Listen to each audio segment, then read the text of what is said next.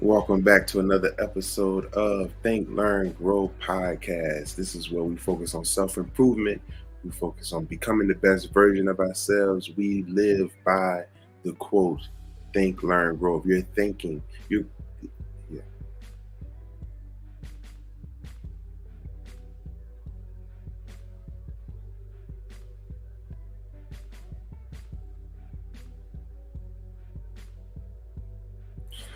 Welcome back to another episode of the Think, Learn, Grow podcast. This is your brother, Mr. West. I am Mr. West on social media, where we focus on self improvement. We focus on bettering ourselves. We focus on becoming the best version of ourselves. And the way we do this is through implementing think, learn, grow. If you're thinking, you can find an opportunity to learn. If you're learning, you're creating an opportunity to grow. And anything not growing is dying. That can be your finances, your mindset, your relationships, anything in life. If you're not developing it, more than likely it's undeveloping. So let's tap in for another episode of the Think, Learn, Grow podcast. Again, thank you for tapping in. And as always, be sure to like, follow, share, comment, subscribe, all of those fun things to be able to continue to build this platform. And if you're finding something in this podcast that is helping you on your self development journey, feel free to let others know so they too can benefit from what is helping you. This episode, we're focusing on mastering time management and providing some tips and techniques on how to master time management. And if it's not necessarily at a point where you're mastering time management, but at least you're getting better at it. Time management is something that I've been working on a lot recently, especially with dealing with a podcast as well. You have to make time to be able to get things recorded. You have to make times to prepare and research certain things as well. So time management is very important, especially when it comes to your growth. When it comes to becoming a better version of yourself, you have to be able to manage your time. That's how you get more things done. That's how you become more productive. And that's how you then build the confidence that you need in yourself as well. Because the more that you get done, the more confidence that you have on the things that you can do. So we're talking about mastering time management. We're going to get into a couple tips and techniques on how to do it. I'm going to share a couple techniques that you could implement. I'm going to talk about how I manage my time and how I'm working to improve managing my time, how I prioritize my tasks that I want to get done as well. We're also going to talk about a very important aspect of time management, which is overcoming procrastination. It is very easy to procrastinate. It's very easy to waste a lot of time. But we want to find and discover ways to be able to overcome that so it doesn't become an excuse for us going forward and it doesn't become a handicap or kryptonite for us as we continue to grow. And then lastly, we're going to discuss balancing work-life balance. That is something that we all can improve on, regardless of where we are in our self-development journey. Developing a healthy work-life balance is important and should always be something that we focus on and we strive to improve on. So let's just get right into it. So let's talk about prioritizing tasks and different techniques for prioritizing our tasks, right? So one of the things that I strive to do, and I'll start from how I implement my method of prioritizing tasks, because this is something that is a work in progress. And then I'll go into a couple of techniques that you may want to use or implement, or maybe you want to combine all of these. What I strive to use in my life, these other techniques that are available to you as well. Or maybe you know of different things, but I want to kind of get the mind thinking. I want you to start finding ways to learn new ways to prioritize your tasks so that you can begin to grow and begin to get more things done. That's the important thing. Whenever it comes to developing yourself, it's all about getting things done and being productive. So, when you think about prioritizing tasks or different techniques of prioritization, you look at it simply for what it is. What's important, what's not important. What needs to get done now? What has the highest level of productivity, and what is not necessarily something that has to get done right now, but it's good to get it done because it makes your load that much lighter as you progress through the week or through the day. Prioritizing tasks throughout the day or throughout your week gives you a roadmap. That's one thing that me personally, I like to plan things out. I like to have at least an outline of how I want things to get done. So I have to be able to prioritize what needs to get done right now, what can get done later, but also understanding the importance value of it, because it's certain things, if you don't get one task done, it doesn't help the next task that you need to get done to be that much easier. So it's good to prioritize the important things, the less important things, and the things that would just be good to get done that will make your load lighter the next day as well. So that's the way I strive to do it. And one of the techniques that I'm going to share that I was looking into and researching is kind of a way that I prioritize, a way I handle getting tasks executed, right? And that is creating time slots to be focused on getting certain tasks done. So, recording this podcast is a focused time of no interruptions that I have where I can just focus on getting this podcast recorded. This is a prioritized task for me. So, I'm making a time slot in my schedule to just focus on recording the podcast, right? I'm going to also implement having a time slot where I'm just focused on editing a podcast episode, just focused on taking clips out of the podcast episode. That way, I know for sure that after that time slot has exhausted or expired, I have been highly productive and focused during that time to make sure that the task is done and is getting my full attention. We may believe that we can multitask, and some of us may subscribe to that thinking that we can do more than one thing at one time. But ultimately, as we shift our focus from one task to a next, that we're all striving to compress in a certain time slot, something is losing our attention, which means it's not getting our uh, highest form of focus, which then can lessen the quality of what is getting done.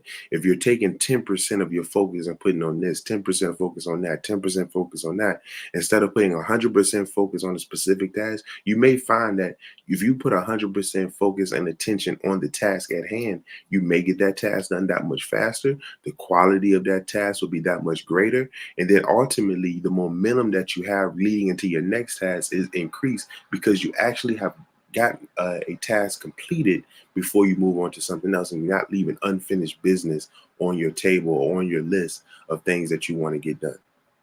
So let's talk about a couple prioritization techniques that I researched. The first one is the Eisenhower matrix. This was developed by our former President Eisenhower, and it became what is known as the Eisenhower matrix. And what that is basically uh, a technique of being able to take tasks and put them into a 4 block grid. And I have a visual, and I want to be able to show the visual of this as well. There we go. So this is the Eisenhower matrix. This is taking your task. You basically list all of your tasks down on a piece of paper or notebook or however you write your tasks down. But then you categorize it based off of what's urgent, what's not urgent, what's important, what's not important. That is the grid or the XY axis that you have on this grid. So on the top of it, you see what's urgent, what's not urgent. On the left side, you have what's not important, what's important, right? So the way that you prioritize this, whatever is in the box that is urgent and important is something that you do or do right now, right? It says that tasks within with deadlines or consequences. So if you don't get this particular thing done right now, it's going to throw off your entire day. It's going to cause more trouble on anything else that you want to get done. And if it's a deadline, if you don't get it completed by the deadline, you can be missing an opportunity. You can lose a client. If you have a employer, it could be something that can get you in trouble at work, so called, or cause others to be put behind schedule on what they're doing because they may be dependent on you completing your task by a certain deadline so they can complete their task by a certain deadline. So you want to start there. What is important and what is urgent? Then you can say, okay, what is important but what's not urgent? That is something that you can schedule. Tasks with unclear deadlines that contribute to long-term success. So these are things that do need to get done, but they're not so urgent that you need to get it done right now. It's something that you can schedule for later. So you can focus on the things that are urgent and important right now. The next section would be what's urgent but is not important. So that's where you actually would delegate it. So these are tasks that must get done, but doesn't require your specific skill set. So that can be something that as a team, or if you have individuals around you that are supporting you and helping you grow, this is something that you can delegate. If you have tasks that you may not be the best at, you know someone that has a higher quality skill set that can actually get that done at the best ability, you want to pass that on to somebody else or ask somebody to assist you. That's something that you can delegate, so that you know that it's going to get done by a certain time frame. It's something that you know is going to be delivered in a way that is the best for your client or whoever you may be delivering or completing this task for as well. So you want to be able to know how to delegate. That delegating is something that is very important, especially if you're developing yourself to be a leader. You have to know what to be hands on with, what to pass on, or what to delegate, because everything does not have to be done by you. Just because you may be taking the lead or you're taking charge of a particular set of tasks does not mean that you have to do every task. The best leaders know how to pass on to those that would best deliver the end product. So some tasks that you know that you can't handle, or maybe you don't have the time to handle, and someone has a more open schedule or more available to get something done, that's something you want to delegate to them, where they can focus on that and you can focus on what you're good at. You can focus at what does need your full attention as well. And then lastly, the last box is what's not urgent and what's not important. And these are called distractions. So these are distractions and unnecessary tasks. And this is the importance of really listing everything that you know you need to get done. And that is a part of prioritization, is knowing exactly what is on your task list, knowing what is it that you need to get done. That's the importance of having a notebook. This is the importance of taking notes and writing down things that come up in your mind as thoughts as what you want to get done, right? And planning out your day. A lot of the tasks that we feel need to get done, once we break them into something like the Eisenhower matrix, you'll realize that a lot of these tasks that we may have in our mind that we need to get done, when we line them up with what our goals are, we realize that some of these tasks really are irrelevant. They have nothing that to do with getting us to our end goal. These are things that we just do that distracts us from our goal. It distracts us from being able to focus on those high priority items. It distracts us from being able to delegate the tasks that we may not have time or not the best skill set or develop the skill set to get done. And it also fills our schedule up where we feel overwhelmed, which then can lead to procrastination, which we'll get into that in a few moments as well. So those are tasks that we want to delete. If they're not important, they're not urgent, 9 times out of 10, they're not necessary to get to your end goal. So that's something to think about. So this is the Eisenhower matrix. Use this as you may. If you have not been in the habit of prioritizing your tasks, this is a good place to start. Really being able to look at your task list or list of things that you need to get done or have been presented to you that needs to be done, or that you've come up in your mind and developed that you think need to be done, and be able to put it on paper, then organize it in a standpoint so you know what you need to do at what time, or who needs to do what at what time as well, or what doesn't need to be done at all. That is very important, and that allows you to be more strategic with your time and be able to get to that point where you're mastering your time management. So that's the Eisenhower matrix. That is a great technique that I was researching and understand. There's multiple ways to skin a cat. There's multiple ways to be able to get things done, but find what makes you feel comfortable, what allows you to get ahead and be productive. That's the most important thing. You may want to integrate certain aspects of techniques that I'm sharing or things that I'm speaking on as well. And then also look at yourself and do research and figure out, okay, I like the way this was set up. I want to add that to my repertoire. Or I don't like this, but I like that. I'm going to take the part that I do like and I'm going to add it to my repertoire of how I'm going to prioritize tasks. And that's what this is all about. It's not about a cookie cutter method. Nothing that is shared with you. When many people are speaking and giving you their opinions or giving you their suggestions or recommendations, is not for you to specifically take them and cookie cut them out and feel like they need to fit for you. It's for you to digest what is being shared with you and then find a way to personalize it or customize it to your life and what works for you so that you can be productive, because everybody has a different appetite or tolerance for how they want to manage their time or prioritize their tasks. So you find what works for you. I just want to be able to share something that's going to get us thinking, get us learning, and ultimately get us growing. So the next technique I want to talk about is the Pomodoro technique. That's Pomodoro technique. And what this is, and I implement some of this technique in my life as well, is basically taking the tasks that you have for today that you need to get done. And this also is a good technique to use in tandem with the Eisenhower matrix, especially if you have a lot of tasks that you're putting in your different boxes, not necessarily the delete box, but the ones that you schedule and the ones that you need to do right now, that urgent, important box that you need to accomplish right away. That would be the Pomodoro technique. And what that is taking your tasks and completing them within 25-minute increments.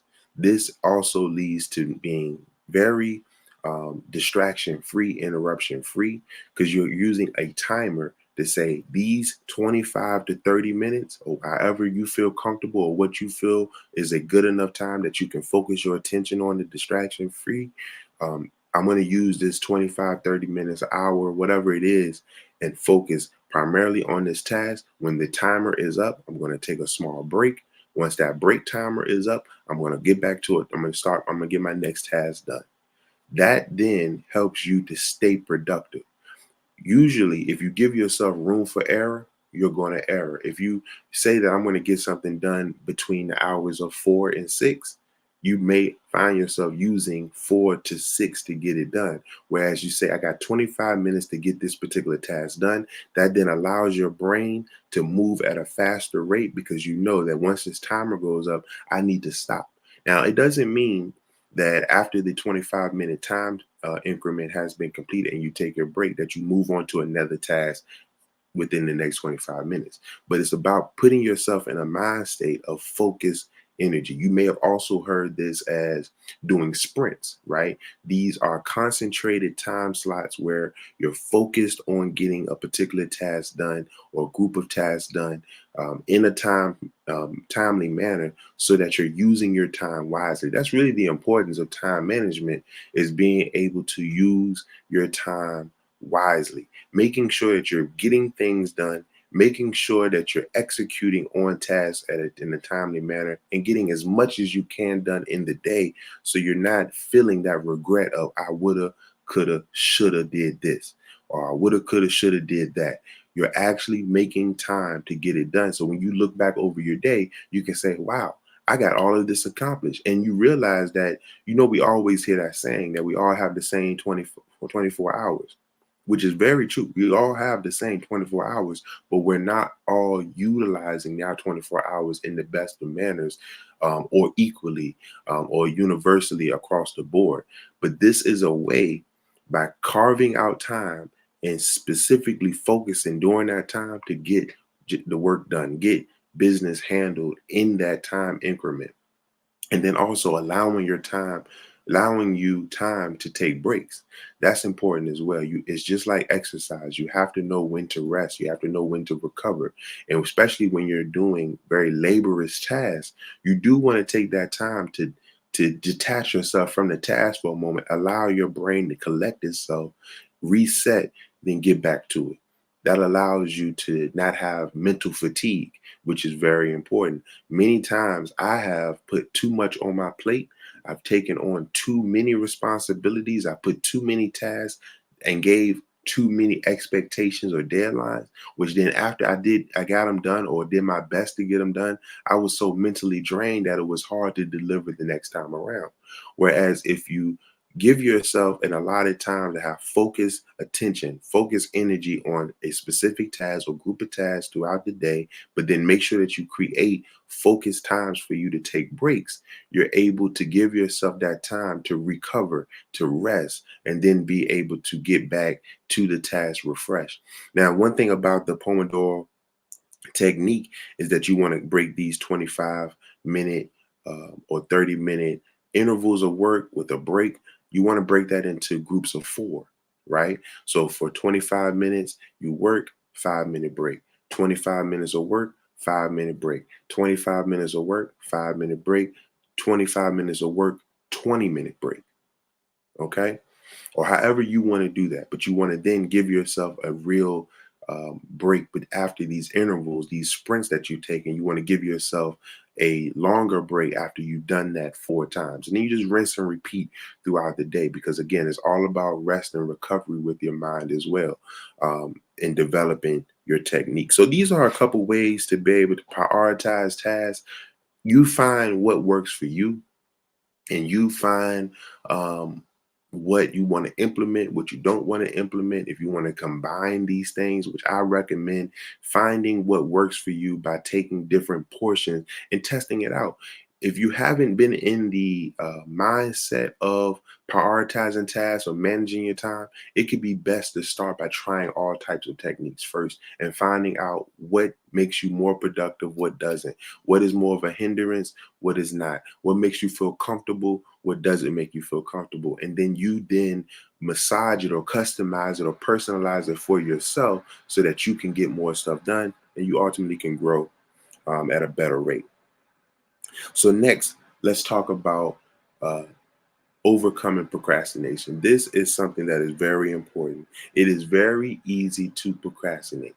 Many times you can procrastinate because you either don't have enough tasks on your list or you have too many tasks on your list that are not important. It goes back to that Eisenhower uh, matrix technique that we spoke about. If you have a lot of tasks that are really distractions, you'll find yourself procrastinating. If you have a lot of tasks that you find yourself delegating, you'll find yourself procrastinating because you feel like it's easier just to pass the buck. But then what are you getting done?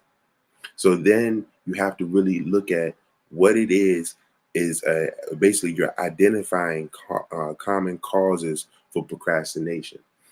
Is it that you're giving yourself too big of windows to get things done? So if you have a lot of tasks that really take 10, 15 minutes, but you're giving yourself an hour to get it done, you're allowing yourself room to take an hour to get it done. If you don't have realistic deadlines, and the meaning that if it's something that you can get done in 2 days, but you're saying I'll deliver this in a week, you'll find yourself waiting to the last 2 days of that week to get it done because you've created too big of a window, right? I've done that many a time. So if I say I need to deliver something by a specific day and it's early in the week, and let's say I need to deliver something by Saturday, right? I could be waiting until Friday because I know it's easy for me to get this particular thing done, but I'm waiting to the last minute to get it over, right? And that then increases your stress level because if anything goes wrong because you waited to the last minute, if anything goes wrong, you're now at a higher stress level, which causes you to not deliver your highest quality of product. The results are not going to be your best. And some of us may say, well, I work well under pressure. Okay. You may be right to some sense, but you probably work better if you just focus your time and use your time wisely. Now you have time to go back and edit. Now you have time to go back and enhance and look back at your product and say, before I deliver it, let me just check it over. Let me do what's called quality assurance or some type of quality control and see that now that I've got it done, now I got time to be able to go over it and say what could be better about it. But if you wait to the last minute, you don't have that much time to go back and reset your mind or rest your mind, reflect and rejuvenate and come back to it and say, okay, you know what? I probably could do this a little bit better. Let me change this. Let me change that. You now just have to deliver it the way that you put it together. And yes, it may be great, but it could be greater. There's always room for improvement with anything that we do. So when it comes to overcoming procrastination, the easiest and the short answer to this is just get it done. Once you get it done, it's behind you. That takes the pressure off. That takes the stress off. That eliminates excuses that you would deliver instead of delivering what it is that you promised to deliver. It's all about being able to hold yourself accountable. And it's ultimately about building up your confidence in yourself and also building up your dependability of from others as well. The more you deliver, the more you rise to the occasion and deliver what you say you plan to deliver or have lay the expectation to deliver, the more people begin to trust you and rely on you. That then builds your confidence. That makes you that much more your self-worth begins to increase. You begin to feel better about yourself because you know um, you haven't made excuses for yourself. You haven't put yourself in a position where you feel less than because you know you could have been doing this, and now you have all of this regret and resentment built up with yourself. Whereas now you can feel confident and say, "Yeah, I did everything I said I was going to do. I over delivered because I had time. I used my time wisely, and I got everything done. I went back, made sure it was the best that it could be, and delivered on it." So it's all about finding and creating opportunities to build your confidence and grow and be a better person that way as well. Lastly, I just want to talk about balancing work and life, right? It's very important to develop a healthy work life balance while maintaining time efficiency, right? You, you you have to understand that everything has a give and take, right? When you're focusing, let's say if you're an entrepreneur, when you're focusing on your business, your time can get consumed in focusing on the business, but you're not giving yourself time to operate and move with your family. If you are single and you don't have any children, it may be a little bit different, but it also still you want to balance having a personal life as well. Your life, you do everything like this is a give and take. So you may spend a lot of time focusing on building your business, marketing your business, getting sales, getting leads, um, working with mentors, developing products, developing systems and strategies for your business. But you also need to take time for yourself to keep yourself up. Self love and self care, and being able to allow yourself rest and recovery time. It goes back to what we talked about in the Pomodoro technique, where you have these breaks. You have to give yourself some mental breaks so that you don't become mentally fatigued. Then, from a standpoint of work life balance, you have to give yourself time so you don't become physically fatigued. You always want to be striving to move and operate and be productive at your highest physical ability. If you're operating at a high vibration, when you're operating from your best self, if you're moving at your best self, you're able to deliver your best results. So if you're draining yourself where you're overextending yourself and not taking time out for yourself, if you're not taking time out for your family, you're putting yourself in a position where you can become fatigued very easily. You find yourself emotionally, mentally, physically fatigued, and you're not able to deliver. Over time, you're going to find yourself creating excuses. You're going to find yourself not being as productive as you could be because you're not pouring back into yourself. When you're a person that pours out into a lot of other people or into your goals or your investments or your business and things like that, but you're not pouring back into yourself, eventually you're going to break down. It's just like a vehicle. If you don't put oil in the car, you don't put gas in the car, eventually the car will break down. It will stop. And if you don't want to put yourself in a position where you stop growing, you have to take time to rest. You have to take breaks. You have to be finding ways to unwind and debrief and take your mind off of certain tasks so that you can collect your thoughts and start developing better thoughts, and you're not working off of fumes, so to speak. So work-life balance is something that I'm speaking to, but I'm just like you, are constantly working on becoming better at it. That's something that we never really become masters of. That's why it's about balancing. You're never going to be at a zero all the time where everything is just perfect. Like I'm 40 hours here, 40 hours there. There's always a give and take because there are points in your life where you do need to put more time in your business, more time in your fitness, more time in whatever it is, your goals, your investments, whatever it is, research, study, whatever it is to develop yourself. But then there are also going to be times where you need to put more time into your family. You're going to need to put more time into your children, more time into your personal life, your self care, your self love. And if you don't do that, you're going to find yourself out of balance. So, balancing is knowing and recognizing those times when you need to put the brakes on this and put the gas on this. You know when to step back and know when to step in. So that's about achieving work life balance.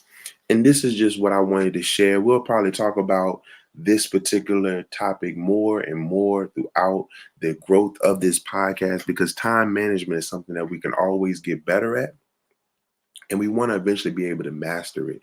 And as we begin to grow and hit new goals and set new goals, our time management will change as well. The things that we may have said, well, I can focus 25 minutes time slots on these. As your goals get bigger, you may need more time to focus. So you may get in a position where you need to say, well, I'm focusing 2 hours of my time on this, and I'm going to have a 30-minute break, or whatever it is that works for you. But as you begin to grow and develop your tolerance for certain things, you may start off, if you're not used to time management and prioritizing tasks, you may have shorter sprints that you are, because you're building up the habits. But as you develop that habit and that becomes a part of your character, you may open these windows up because you realize the importance of it, you see the value in it, and now you spend more time getting more things done, and also delivering the highest quality result and product from that time that you're using as well.